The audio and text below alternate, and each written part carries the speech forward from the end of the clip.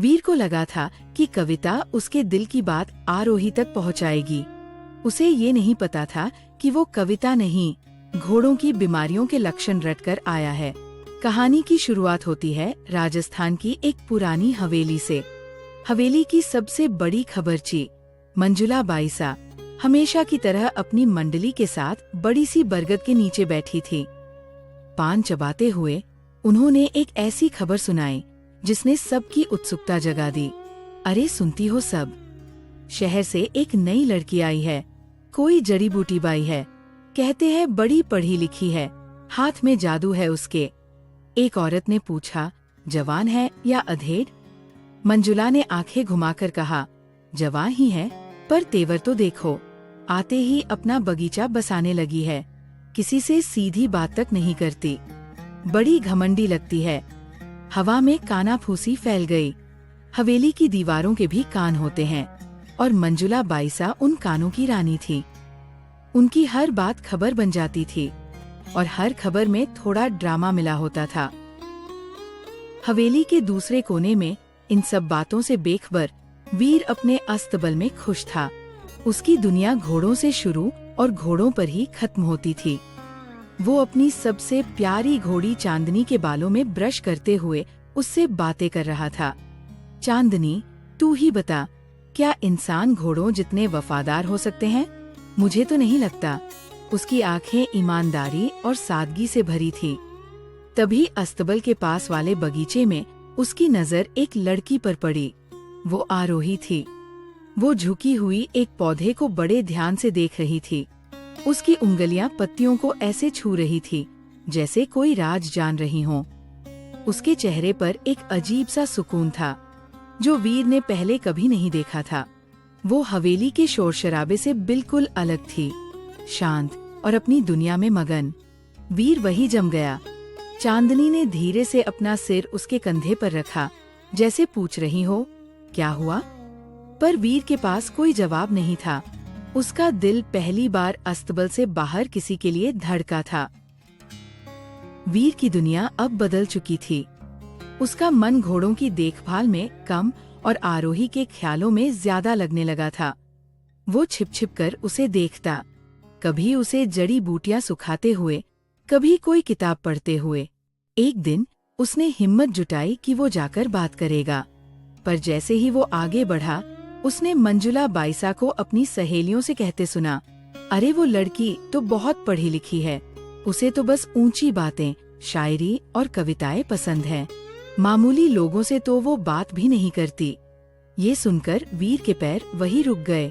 मैं, एक मामूली अस्तबल का रखवाला, और वो एक ज्ञानी वैद्य। मेरे पास उसे बताने के लिए क्या है? घोड़ों की लगाम या चारे के दाम? उसे लगा कि उसके और आरोही के बीच एक बहुत बड़ी दीवार है जिसे वो अपनी सादगी से पार नहीं कर सकता।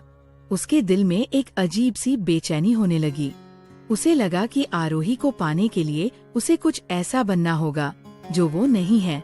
उसे एक शायर बनना होगा। वीर ने फैसला कर लिया, वो कविता सीखेगा। लेकिन कहाँ से? उसे हवेली के बूले मुनीम जी याद आए, जो हमेशा कुछ न कुछ पढ़ते रहते थे। मुनीम जी ऊंचा सुनते थे और उनकी नजर भी कमजोर थी।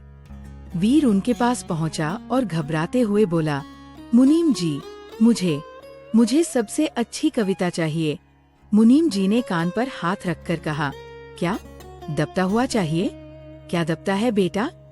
वीर ने और जोर से कहा, कविता, दिल जीतने वाली। मुनीम जी कुछ समझे, कुछ नहीं। अच्छा, दिल का मामला है। उन्होंने अपनी बड़ी सी पोथियों में से एक पुरानी मुड़ी तुड़ी किताब निकाली। वो घोड़ों की बीमारियों और उनके इलाज की एक पुरानी किताब थी। उन्होंने बिना देखे एक पन्ना फाड़ा जिस पर कुछ लक्षण लिखे थे और वीर को थमा दिया। ले जा बेटा, इससे बेहतर कुछ नहीं, एकदम असर करेगा। वीर ने उस पन्ने को ऐसे लिया जैसे वो कोई खजाना हो। उसने उसे पढ़ने की कोशिश भी नहीं की। उसे लगा कि उसकी सबसे बड़ी मुश्किल हल हो गई है। उसे क्या पता था कि उसकी सबसे बड़ी मुश्किल तो अब शुरू होने वाली थी। अगले दिन वीर ने अपनी सबसे साफ कुर्ती पहनी और बालों में कंघी करने की नाकाम कोशिश की। उसने आरोही को बगीचे में अकेले काम करते देखा और गहरी सांस लेकर उसके पास पहुंच गया। आरोही ने उसे देखकर हल्की सी मुस्कान दी।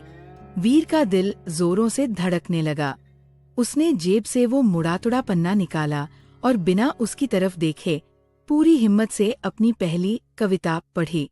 हे प्रिय, तुम्हारे बिना मेरा पेट फूलता है और सांस लेने में तकलीफ होती है। आरोही की मुस्कान हैरानी में बदल गई। उसने ध्यान से वीर को देखा। उसका चेहरा लाल था, आंखें झुकी हुई थीं। उसे लगा कि ये बेचारा बीमार है और कहने में शर्मा रहा है। उसने बड़ी सहानुभूति से कहा, अरे, इसमें शर्माने की क्या बात है? ये तो बदहजमी के लक्षण हैं।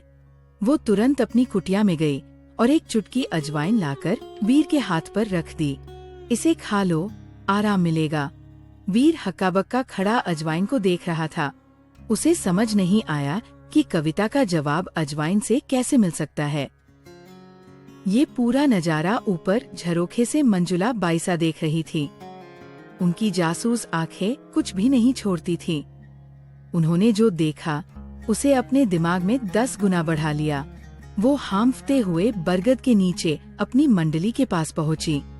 अरे गजब हो गया, वीर को कोई बड़ी रहस्यमयी बीमारी हो गई है। बेचारा नई लड़की के पास इलाज कराने गया था। मैंने खुद देखा, लड़की ने उसे कोई पुड़िया दी है। एक औरत ने पूछा, बीमारी? कैसी बीमारी? मंजुला ने होठों पर उंगली रखकर कहा, पता नहीं, पर लड़का बहुत तकलीफ में लग रहा था। चेहरा लाल था, सांस फूली हुई थी। मुझे तो लगता है ये कोई दिल की बीमारी है, या शायद किसी ने कुछ कर दिया है। देखते ही देखते वीर की बदहजमी की कहानी हवेली में एक बड़ी प्रेम कहानी या किसी काले जादू का किस्सा बन गई। हर कोई अपनी तरफ से कहानी में नए रंग भर रहा था और बेचारा वीर इस सब से अनजान अपनी अगली कविता की तैयारी कर रहा था। वीर ने हिम्मत नहीं हारी। उसे लगा शायद उसकी पहली कविता में दम नहीं था। इस बार वो और तैयारी से गया। शाम को जब आरोही आंगन में बने फव्वारे के पास टहल रही थी, वीर उसके सामने आ गया। इस बार उसकी आवाज में ज्यादा जज्बात थे। उसने आंखें बंद करके कहा, तुम्हारी याद में मेरे पैर कांपते हैं और शरीर ठंडा पड़ जाता है। ये सुनकर आरोही सच में चिंतित हो गई। उसने आगे बढ़कर वीर का माथा छुआ। माथा तो ठंडा नहीं है, पर तुम्हें कमजोरी बहुत लग रही है। तुम्हारा खून ठीक से दौरा नहीं कर रहा लगता है। उसने सलाह दी, रोज सुबह धूप में बैठा करो और थोड़ा गुड़ खाया करो। शरीर में गर्माहट आएगी। अपना ध्यान रखा करो। इतना कहकर वो चली गई। वीर वहीं फव्वारे के पास खड़ा रह गया और भी ज्यादा उलझन में। कविता और शायरी की दुनिया उसे बहुत अजीब लग रही थी। जहाँ पेट फूलने पर अजवाइन और पैर कांपने पर गुड़ खाने की सलाह मिलती थी। आरोही अब वीर के बारे में सोचने लगी थी। वो लड़का अजीब था, बातें अजीब करता था, पर उसकी आंखों में एक सच्चाई थी। अगले कुछ दिनों में आरोही ने उसे अस्तबल में देखा। वो घोड़ों से ऐसे बात करता था जैसे वो उसके अपने बच्चे हों। एक जख्मी घोड़े के पैर पर वो बड़ी नरमी से मरहम लगा रहा था, उसे बहला रहा था। वहाँ वो शायर बनने की कोशिश करने वाला घबराया हुआ लड़का नहीं था। वहाँ वो एक सच्चा देखभाल करने वाला इंसान था। आरोही को ये देखकर बहुत अच्छा लगा। उसे समझ नहीं आ रहा था कि जो इंसान जानवरों के दर्द को इतनी गहराई से समझता है, वो अपने दर्द को इतने अजीब शब्दों में क्यों बताता है। वो जब भी उसे देखती, उसकी उलझन और बढ़ जाती। वो उसके अजीब व्यवहार और उसकी सच्ची आंखों के बीच का रहस्य समझना चाहती थी। उसे लगने लगा था कि वीर वैसा बिल्कुल नहीं है जैसा दिखने की कोशिश करता है। एक रात हवेली में अफरातफरी मच गई। वीर की सबसे प्यारी घोड़ी चांदनी बीमार पड़ गई थी। वो जमीन पर बेचैनी से लेटी हुई थी और दर्द से कराह रही थी। वीर का दिल टूट गया। उसने हर वो चीज आजमाई जो उसे पता थी, पर चांदनी की हालत बिगड़ती जा रही थी। उसकी आंखों में आंसू थे। अस्तबल का मुखिया, एक अनुभवी आदमी, ने वीर के कंधे पर हाथ रखा और कहा, बेटा, अब इसे सिर्फ नई जड़ी बूटी बाई ही बचा सकती है। जा, जल्दी बुला कर ला। वीर दौड़ा। वो आरोही के दरवाजे पर पहुंचा और हांफते हुए बोला, चांदनी, चांदनी बहुत बीमार है, कृपया चलिए। उसकी आवाज में कविता नहीं, सच्चा दर्द और डर था। आरोही ने उसकी आंखों में पहली बार वो घबराहट देखी जो किसी और के लिए थी, अपने लिए नहीं। वो बिना एक पल गवाए अपनी जड़ी बूटियों का थैला लेकर उसके साथ अस्तबल की ओर चल पड़ी। अस्तबल में माहौल बहुत गंभीर था। चांदनी तकलीफ में थी। आरोही ने शांति से उसकी जांच की। उसने अस्तबल के मुखिया से पूछा, क्या हुआ है इसे? लक्षण बताइए। मुखिया ने चिंता से कहना शुरू किया, बाईसा, इसका पेट बहुत फूल गया है और इसे सांस लेने में बहुत तकलीफ हो रही है। आरोही ध्यान से सुन रही थी। तभी मुखिया ने आगे कहा, और देखिए न, इसके पैर कैसे कांप रहे हैं और शरीर भी ठंडा पड़ गया है। ये शब्द सुनते ही आरोही के हाथ एक पल के लिए रुक गए। पेट फूलना, सांस में तकलीफ, पैर कांपना, शरीर ठंडा पड़ना, ये तो वही शब्द थे। उसने अपनी हैरान आंखें उठाकर वीर को देखा, जो एक कोने में खड़ा डरा हुआ चांदनी को देख रहा था। अचानक सारा रहस्य सुलझ गया। वो कविता नहीं थी, वो बीमारियां थीं, घोड़ों की बीमारियां। आरोही के चेहरे पर पहले हैरानी, फिर समझ और फिर एक दबी हुई मुस्कान आई। इस बेचारे भोले लड़के की सारी बेवकूफी उसे एक पल में समझ आ गई। आरोही ने अपनी हंसी को काबू किया और पूरे ध्यान से चांदनी का इलाज शुरू किया। उसके हाथ तेजी और विश्वास से चल रहे थे। कुछ घंटों की मेहनत के बाद चांदनी की हालत सुधरने लगी। उसने आराम से सांस लेना शुरू कर दिया। वीर के चेहरे पर जान आई। जब सब ठीक हो गया तो आरोही ने वीर को अस्तबल में अकेले बैठे देखा।